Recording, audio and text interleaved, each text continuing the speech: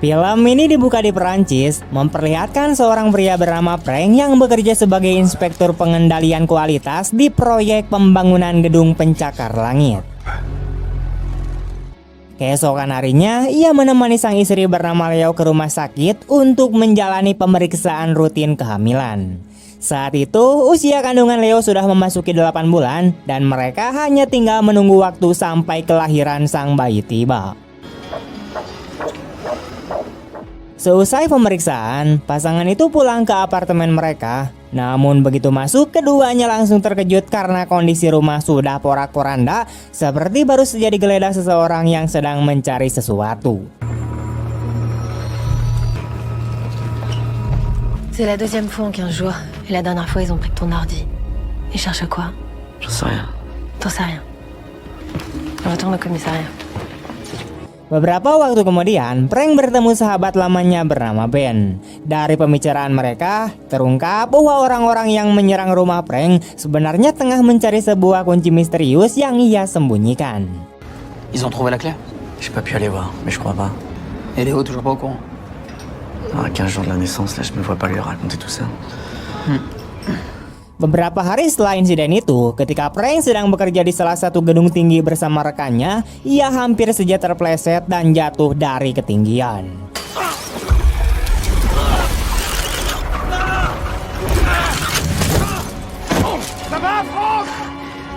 Di saat bersamaan, ia melihat sosok mencurigakan berlari menuruni tangga darurat dengan tergesa-gesa. Frank segera mengejarnya, namun pria botak itu berhasil kabur.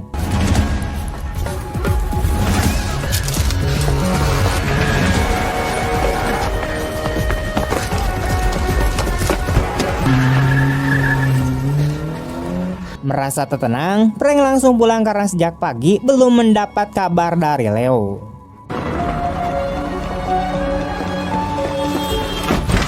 Léo! Ça va? Sesampainya di rumah, ia merasa lega karena sang istri ternyata baik-baik saja. Di tempat lain, seorang pria berambut putih masuk ke dalam mobil yang sudah menunggunya. Di dalam mobil itu duduk pria botak yang sebelumnya dikejar oleh Frank. Namun tak lama kemudian,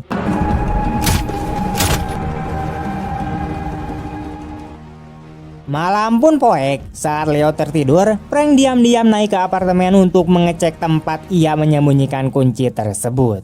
Tidak jelas apa fungsi dari kunci itu, namun yang pasti benda itu sangat penting dan Frank bertekad untuk menjaganya agar tidak jatuh ke tangan siapapun. Ia bahkan memutuskan untuk memindahkan tempat persembunyiannya ke dalam bak cuci dapur. Namun sebelum sempat menyelesaikannya, Leo tiba-tiba muncul dan menanyai suaminya. Ia mulai curiga karena belakangan ini Frank terlihat sangat gelisah dan sering begadang di atap, bukannya tidur di sampingnya. Saat Leo terus menekan dan menuntut kejujuran darinya, tiba-tiba terdengar ketukan keras di pintu. Alors tu m'expliques? Dalam sekejap, suasana berubah tegang ketika sekelompok orang bertopeng mendobrak masuk dan menyerang mereka. Pertarungan sengit pun tak terhindarkan.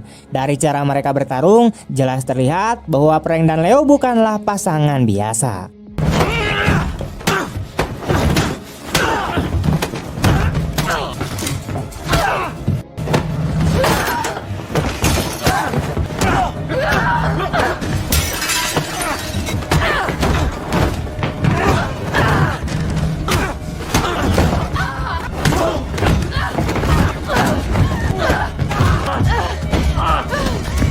Meski berusaha keras melawan, jumlah musuh yang terlalu banyak membuat mereka kewalahan. Frank akhirnya ditangkap dan diikat, sementara salah satu penyerang memaksa menggunakan sidik jarinya untuk membuka sesuatu. Tak lama kemudian, pria berambut putih yang tadi membunuh anak buahnya pun muncul.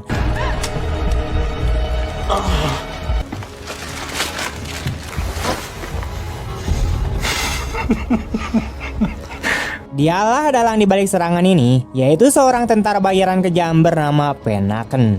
Ia disewa untuk mendapatkan kunci yang disembunyikan oleh Frank. Namun karena Frank menolak untuk menyerahkannya, Penaken meretas ponsel Frank lalu memukulinya sampai pingsan.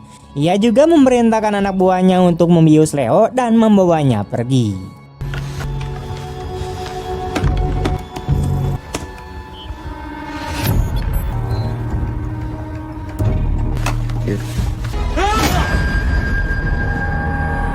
Setelah itu, cerita berpindah ke 10 tahun sebelumnya. Saat itu, sekelompok perwira muda baru saja lulus dari Akademi Kepolisian Elit bernama Gigan.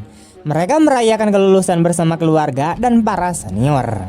Di antara mereka ada Frank dan Leo yang saat itu belum memiliki hubungan apapun. Frank dikenal sebagai lulusan terbaik di angkatannya. Di sana ia juga bertemu dengan Nico, salah satu rekan seangkatannya yang datang bersama istrinya bernama Manon. Bravo à toi. On en a chié, mais on l'a fait. Faut que je te présente quelqu'un. Attends. Bonjour. Manon, Franck. Franck. Tak lama kemudian, atasan mereka bernama Astro menghampiri Frank dan memberikannya sebuah lencana bertuliskan ad vitam di bagian belakangnya, yaitu lencana yang dulu dimiliki ayah Frank ketika masih bertugas.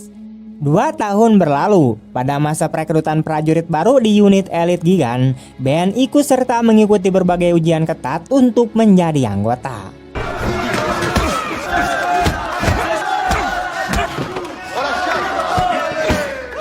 Dalam tes terakhir, ia diminta menembak target yang dipasang di dada sang senior. Dengan kecepatan luar biasa, Ben berhasil mengenai sasaran tepat di tengah dan dinobatkan sebagai lulusan terbaik tahun itu. Dalam acara kelulusannya, Leo hadir untuk memberikan dukungan. Ia sadar bahwa status Ben sebagai imigran membuatnya agak sulit berbaur dengan yang lain. Melihat Ben mulai terbuka dan bergaul, Frank yang diam-diam tertarik pada Leo memanfaatkan momen itu untuk mendekatinya. Ia memberanikan diri untuk mengungkapkan perasaannya dan ternyata Leo pun sudah lama memiliki perasaan yang sama padanya. Suasana pun menjadi romantis hingga keduanya hampir berciuman di kamar mandi. Namun momen itu mendadak rusak ketika Ben yang mabok berat tiba-tiba masuk dan hampir muntah di sana. Malam itu ketika Frank pulang bersama Nico dan Manon, Nico menggoda Frank dengan bertanya apakah ia dan Leo akan menghabiskan malam bersama. Sejak hari itu, hubungan Frank dan Leo resmi dimulai dan Ben, Nico, serta Manon menyambut mereka dengan antusias. Seminggu kemudian, setelah menjalani latihan, Frank menerima telepon dari Eric, seorang petugas kamar di Hotel Trenen. Eric mengatakan bahwa ia mendengar suara tembakan dari salah satu kamar hotel. Berdasarkan laporan itu, Frank segera bergegas ke lokasi bersama Nico dan juga Ben. Ouais, Eric. Ouais, Franck, il y a eu des tirs dans une chambre au dernier étage. Vous avez prévenu la police? Je sais pas. Ça vient de se passer, je t'ai appelé direct. Bah écoute, je vais passer un coup de fil là pour voir si on peut intervenir, mais bah, tu sais quoi, de toute façon, on n'est pas loin, on va passer, d'accord? Et personne ne monte, hein? Ok. On arrive. Qu'est-ce qu'il y a? C'est un pote qui bosse au Trianon, il y a eu des coups de feu dans une chambre. C'est parti.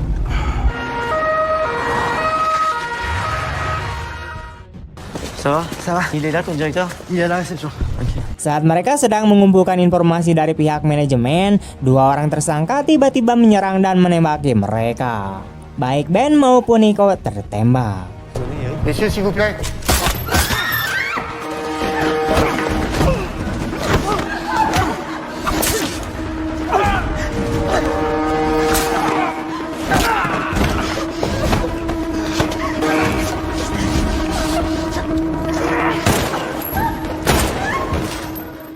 Setelah berhasil melumpuhkan para penyerang, Frank langsung menghampiri Nico yang mengalami luka parah. Sayangnya, Nico tidak berhasil diselamatkan dan meninggal dunia di tempat.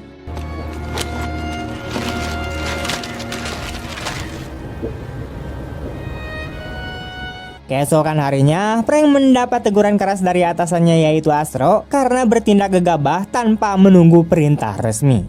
Akibat tindakan itu, 2 orang polisi tertembak dan salah satunya wafat. Astro pun dengan berat hati meminta Frank untuk mengundurkan diri dari satuan tersebut. Tu as trahi ma confiance. Et je dois te demander de quitter le groupe. Sebelum pergi, Frank sempat menatap foto mendiang ayahnya yang terpajang di kantor, lalu berjalan menuju ruang loker untuk mengemas barang-barangnya.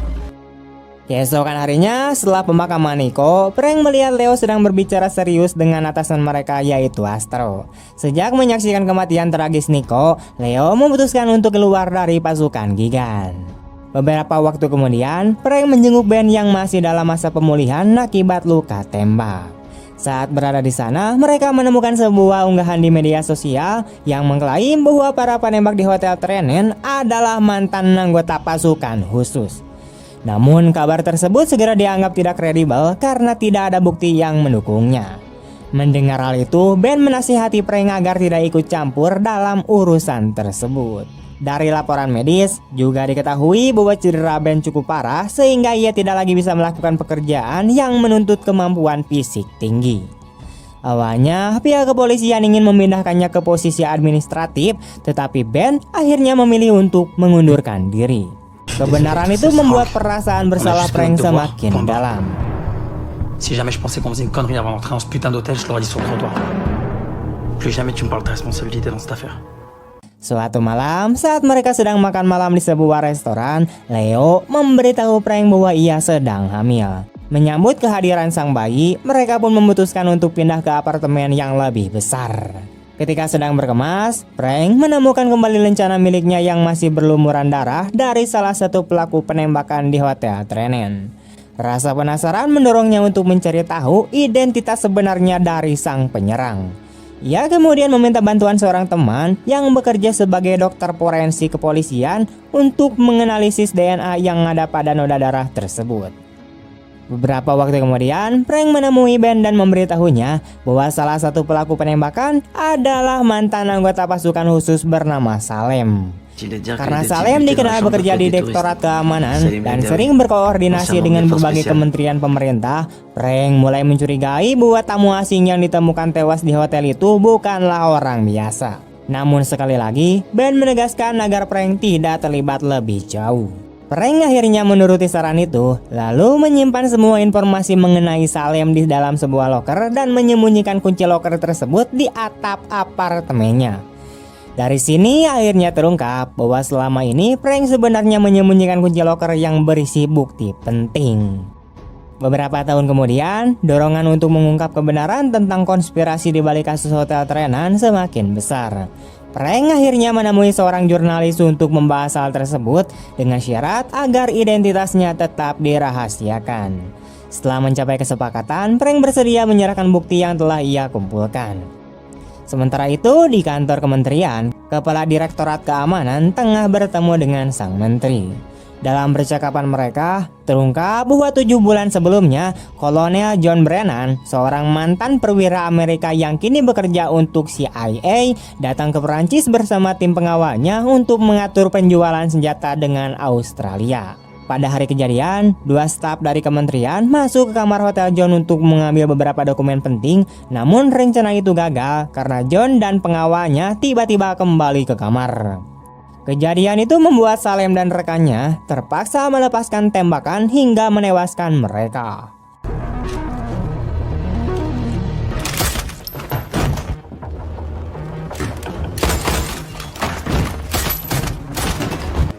Messieurs, s'il vous plaît.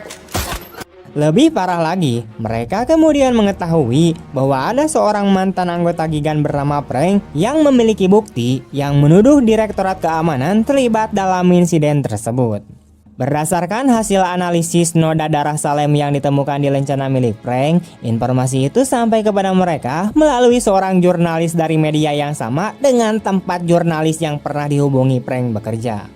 Menteri menyadari bahwa apabila bukti tersebut sampai ke tangan CIA, hal itu akan menimbulkan ketegangan diplomatik yang serius antara Prancis dan Amerika Serikat. Karena itu, ia memerintahkan kedua bawahannya untuk menemukan dan mengambil bukti milik Frank, lalu menghabisinya demi menutup semua jejak. Di masa kini, setelah Penakan berhasil menculik Leo, Frank yang baru saja sadar dari pingsannya menerima panggilan telepon darinya. Dalam percakapan itu, Penakan memberitahunya tentang kondisi Leo dan menuntut agar Frank menyerahkan bukti yang disembunyikannya dalam waktu 4 jam atau Leo akan dihabisi. Sebelum menutup telepon, Penakan memperingatkan bahwa melibatkan polisi hanyalah sia-sia. Tak lama setelah itu, Frank dijebak sebagai buronan. Penakan menggunakan sidik jarinya yang telah diambil dari sebuah senjata untuk menuduhnya sebagai pelaku pembunuhan terhadap anak buah Penakan sendiri.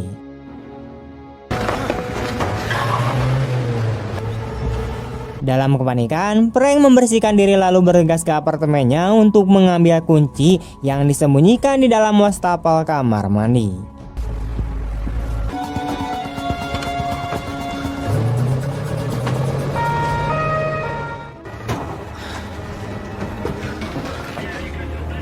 Namun begitu tiba di sana, ia terkejut mendapati beberapa polisi telah berada di dalam apartemennya.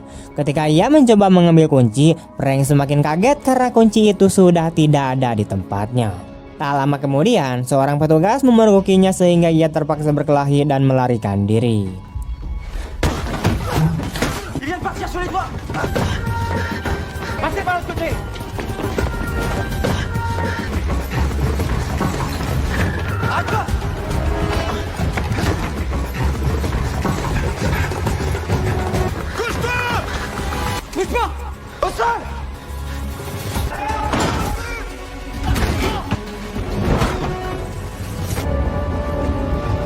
Setelah berhasil lolos dari kejaran polisi, Frank segera menuju tempat Ben bekerja untuk menceritakan semua yang telah terjadi. Menyadari bahwa kunci loker telah hilang dan Frank membutuhkan lencana berdarah itu kembali, Ben mengajak Frank ke rumahnya dan memberinya lencana miliknya sendiri. Frank kemudian mengoleskan darahnya ke lencana tersebut dengan harapan bisa menipu kelompok Penaken dan menggunakannya sebagai alat tawar untuk menyelamatkan Leo. Tak lama kemudian, Frank dan Ben pergi menuju titik pertemuan rahasia di tengah hutan agar tidak terlacak.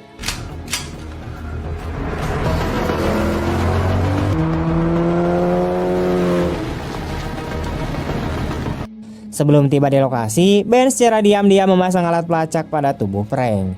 Saat Frank sampai di markas Penaken, ia langsung ditangkap dan dirantai oleh anak buahnya. Ketika akhirnya berhadapan langsung dengan Penaken, pria itu mengambil ponsel Frank dan membawanya ke tempat Leo yang sedang disekap di daerah terpencil.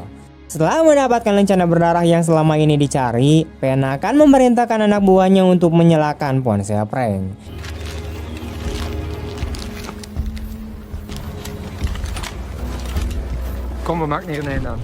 Ia kemudian menyuruh mereka mengirim pesan ke semua kontak Frank dengan ancaman bahwa istri dan anaknya akan dihabisi jika Frank tidak bekerja sama. Pesan itu sengaja dibuat seolah-olah Frank telah menghabisi Leo sebelum melakukan hal yang mengerikan. Namun tanpa sepengetahuan Penaken, polisi yang masih mencari Frank menerima sinyal dari GPS ponselnya yang aktif. Dengan rencananya yang sudah tersusun, Penaken meninggalkan lokasi dan memerintahkan 3 orang anak buahnya untuk mengeksekusi Frank dan Leo.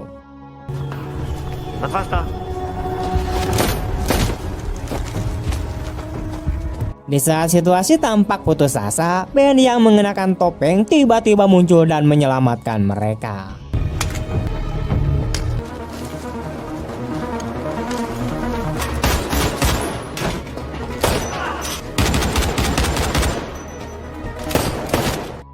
Frank, Leo, dan Ben kemudian dengan cepat membajak sebuah mobil dan melarikan diri. Suasana menjadi kacau penuh kepanikan ketika suara tembakan menggema di tengah pengejaran sengit.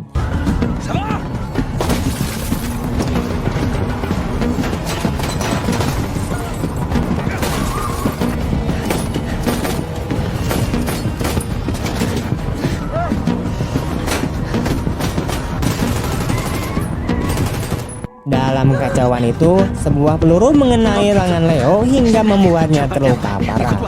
Saat Frank berusaha menghentikan pendarahan dan menenangkan Leo, tiba-tiba air ketubannya pecah, menandakan bahwa proses persalinan akan segera dimulai. Melihat keadaan itu, Frank meminta Ben untuk segera membawa Leo ke rumah sakit secepatnya.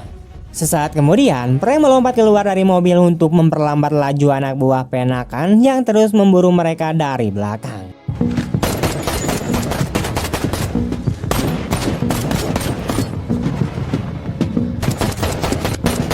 Di tengah pertempuran sengit antara Frank dan Penaken, pria itu memerintahkan pasukannya agar terus mengejar mobil Ben yang membawa Leo. Sementara Penaken terus memburunya dari belakang. Di dalam mobil, Ben menyadari bahwa wajah Leo semakin pucat dan kesadarannya mulai hilang. Ia berusaha menenangkan dan menjaga Leo agar tetap sadar dengan terus mengajaknya berbicara, namun kondisi Leo terus memburuk dengan cepat. Sementara itu, pasukan Penaken masih terus mengejar mereka tanpa henti. Situasi menjadi semakin rumit karena selain dikejar oleh Penaken, Frank juga kini diburu oleh pihak kepolisian.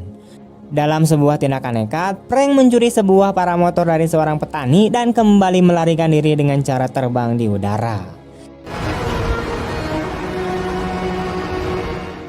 Saat berada di atas langit, ia menghubungi Ben untuk menanyakan kondisi Leo, dan dari suaranya jelas terdengar bahwa Leo sudah sangat lemah dan kesadarannya mulai hilang sepenuhnya.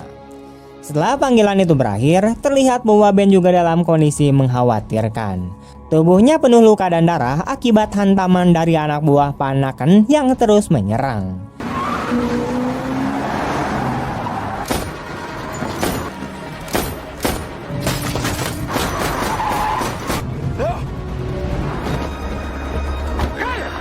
Di tempat lain, Astro yaitu mantan atasan Frank dan Ben menerima panggilan darurat yang memerintahkannya untuk menghentikan pelarian kedua mantan anak buahnya itu.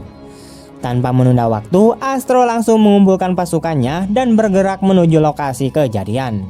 Di sisi lain, Ben yang masih dikejar oleh kelompok Panakan berusaha sekuat tenaga untuk mencapai rumah sakit. Dari udara, Frank membantu dengan memandu Ben melewati jalan pintas agar lebih cepat sampai. Namun ketika Ben hampir tiba di area parkir rumah sakit, Panakan muncul sambil mengacungkan pistol ke arahnya berniat menghabisinya di tempat.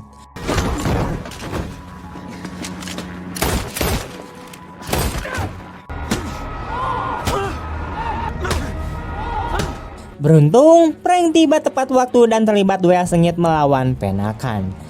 Dalam perkelahian itu, Frank hampir saja berhasil mengakhiri hidup musuhnya. Namun secara tak terduga, Astro datang bersama satuan bersenjata dan mengepung mereka. Meski situasinya berbahaya dan penuh resiko, Frank tetap nekat berlari menuju mobil untuk membawa Leo yang sekarat masuk ke rumah sakit. Non, monsieur, vous restez là, on s'occupe d'elle. Setelah menerima penanganan dari tim medis, nyawa Leo akhirnya bisa diselamatkan. Tetapi segera setelah itu, Frank ditangkap oleh Astro. Ia ditahan untuk dimintai pertanggungjawaban atas berbagai tuduhan, termasuk pembunuhan terhadap anak buah Panakan. 1 bulan kemudian, Frank yang kini mendekam di penjara tampak terharu ketika Leo datang menjenguknya bersama bayi mereka yang baru saja lahir.